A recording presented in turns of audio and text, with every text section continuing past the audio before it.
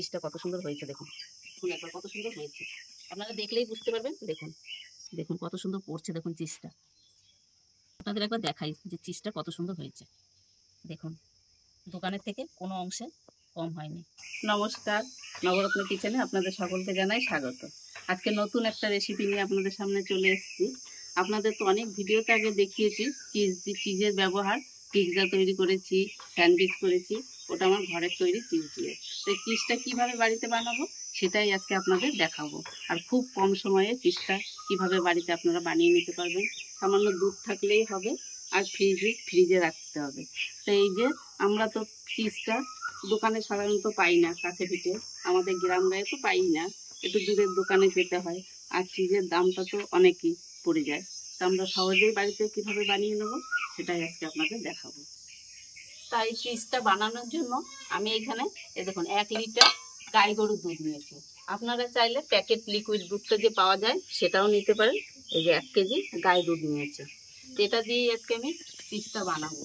আর কিছুই লাগবে না, শুধুমাত্র ভিনিগার দিয়েই এই চিজটা তৈরি করা যায়।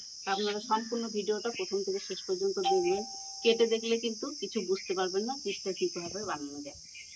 তো আমি প্রথমে উনানটা ধরিয়ে নিয়েছি, এবার কড়াই বসিয়ে দেবো। আর দুধটা আমি আগে থেকে ছাঁকনি দিয়ে ভালো করে ছেঁকে নিয়েছি দুধটা, ওই দুধটা কড়াইয়ে দিয়ে দেবো।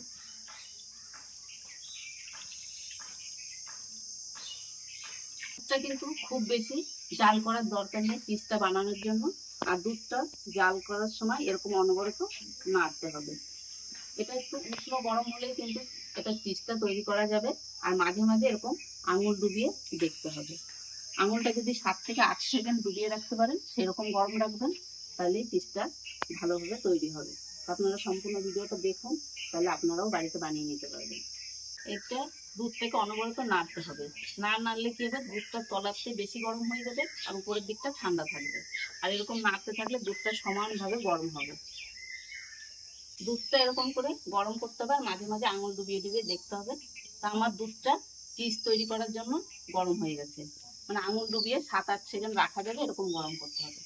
আমি উনুনের থেকে কড়াইটা নিচে নামিয়ে নিচ্ছি।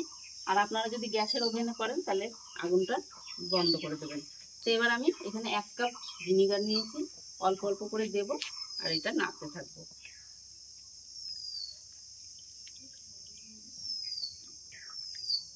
এরকম করে নাড়তে থাকবো, দেখবেন আমার চিজটা কত সুন্দর হচ্ছে। আর এই দুধটা যদি ফুটে যায় তাহলে কিন্তু এই চিজ আর হবে না, ছানা হয়ে যাবে দুধটা। এরকম করে অল্প অল্প আমি দিতে থাকবো, আর এই যে নাড়তে থাকবো।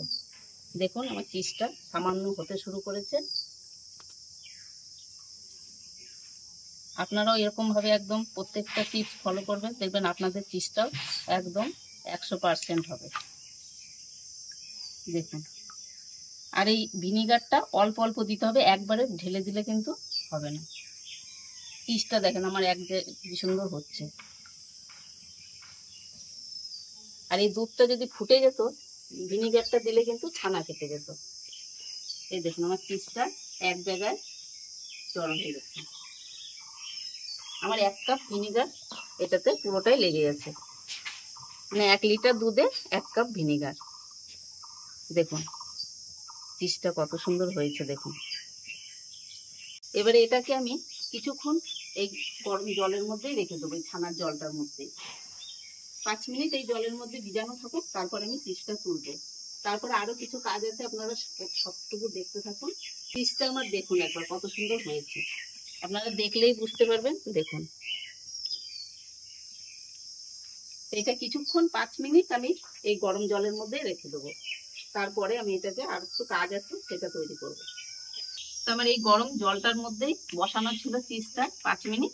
এরপর আমি এই একটা বাটি নিয়েছি, এই বাটির মধ্যে একটু জল নিয়ে নেব। এবার এই জলে একটু বরফ দিয়ে দেবো।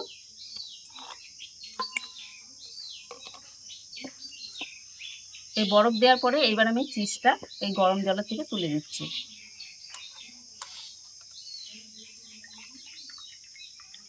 দেখুন কত সুন্দর চিজটা হয়েছে। আমরা চিজ নাম শুনলেই ভাবি চিজটা বানানো মনে হয় খুবই কঠিন, কিন্তু একবার যদি আপনারা এরকমভাবে দেখেন তাহলে আপনারা বাড়িতে সহজেই বানিয়ে নিতে পারবেন। তো তো এটাকে আমি এবারে হাত দিয়ে ভালো করে জলটাকে চিপে চিপে ঝরিয়ে নেব। এরকম করে জলটাকে ঝরিয়ে নেব।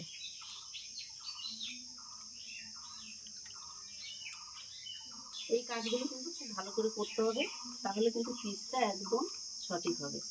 তো দেখুন আমি চেপে চেপে কেমন জলটা বার করছি, আর এই যে দুধের মতন একটা জল বেরোচ্ছে, এটা যতক্ষণ বেরোবে এটাকে হাত দিয়ে চিপে চিপে বের করে নিতে হবে।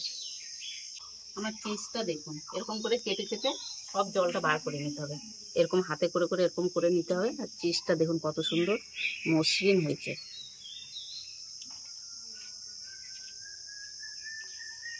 চেপে চেপে জলটাকে বের করে নিয়েছি। এবার আমি এই যে বাটিতে জল দিয়ে আর বরফ দিয়ে রেখেছি, এই বরফ জলের মধ্যে দিয়ে দেবো। এটাকেও সেই একইভাবে জলের থেকে তুলতে হবে, আর এরকম এরকম করে চেপে চেপে নিতে হবে, আবার জলে দিতে হবে। এই কাজগুলো কিন্তু একটু ঠিকভাবে করতে হবে। আমি চিজের যতগুলো রেসিপি আপনাদের দেখিয়েছি আমি ঘরে তৈরি করা চিজই ব্যবহার করেছি।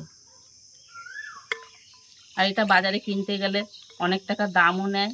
তারপরে এটাতে একটা ডেট থাকে, যে সেই ডেটের মধ্যে না খাওয়া গেলে নষ্ট হয়ে যায়। তো এটা আপনারা ফ্রিজে 1 মাস পর্যন্ত রেখে খেতে পারবেন।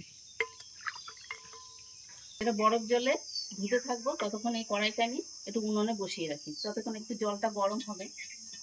এটা তো একটু বরফ জলের মধ্যে দেওয়া আছে চিজটা, আর এখানে আমি যে জলটা থেকে চিজটা তুলে নিয়েছিলাম ওই জলটার মধ্যে 1 চামচ লবণ দিয়ে দেবো। একটু সামান্য গরম হোক, তারপর জলটা আমি নামিয়ে নেবো। আমি চিজটা যে বরফ জল থেকে তুলে নিয়েছি, এবারে এই কড়াইয়ে এই যে লবণ দিয়ে রেখেছিলাম 1 চামচ, এই জলটার মধ্যে দিয়ে দেবো। আর এটা হালকা একটু গরম করেছি আমি, বেশি গরম করি নাই। এবারে এটার মধ্যে আবার দিয়ে দেবো। এবার আমি জল থেকে তুলে নিলাম। আমি আর জলে দেবো না, এবার ভালো করে এরকম করে চিপে চিপে বাকি জলটা এর থেকে বের করে নিতে হবে। এই চিজটা আমি এবারে সেট করার জন্য এখানে একটা এই যে পেপার নিয়েছি, এই পেপারে ভালো করে আমি মুড়ে নেব।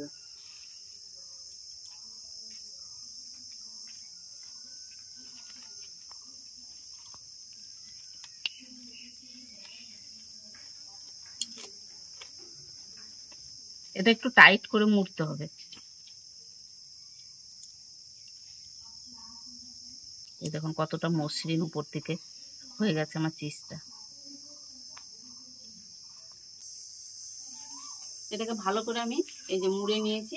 এবার এটাকে আমি ফ্রিজে 2 ঘন্টা সেট হতে রাখবো। আমি ফ্রিজে 2 ঘন্টার জন্য সেট হতে দিচ্ছি। আমি এই যে 2 ঘন্টা পর চিজটাকে নিয়ে চলে এসেছি ফ্রিজ থেকে বার করে, আপনাদের দেখাবো চিজটা কত সুন্দর হয়েছে। চিজটা খুলে দেখাই প্যাকেট থেকে বার করে।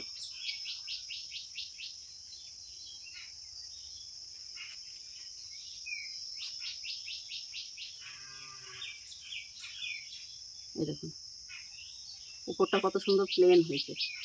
চিজটা কেমন হয়েছে দেখানোর জন্য আমি এখানে 2টো পিস করা রুটি নিয়েছি।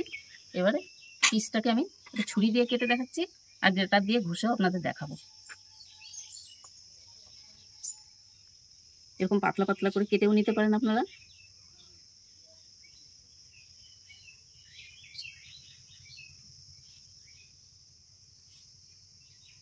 আর এই যে একটা গ্রেটার নিয়েছি, এই গ্রেটারে আমি ঘষে দেখাচ্ছি কত সুন্দর হয়েছে। এর আগে আপনাদের আগেও দেখিয়েছি।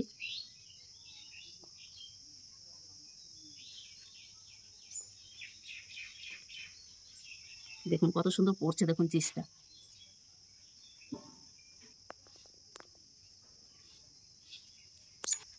এবারে যে পিস করে রেখেছিলাম যে চিজটা, এর উপর থেকে আমি দিয়ে দিচ্ছি।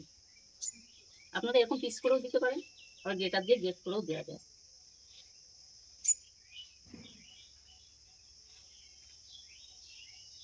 আমি এখানে একটা ননস্টিকের প্যান বসিয়ে নিয়েছি, তাতে অল্প একটু ঘি দিয়েছি। এরপরে আমি এবারে এই রুটিটা দিয়ে দেবো। এটাকে কিছুক্ষণ একটু ঢেকে রাখবো। আমি ঢাকনাটা খুলে রুটিটা আর একটু উল্টে দেবো।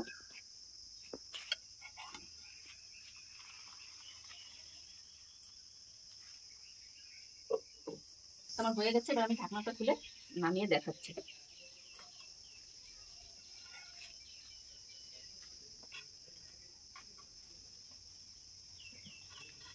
আপনাদের একবার দেখাই যে চিজটা কত সুন্দর হয়েছে।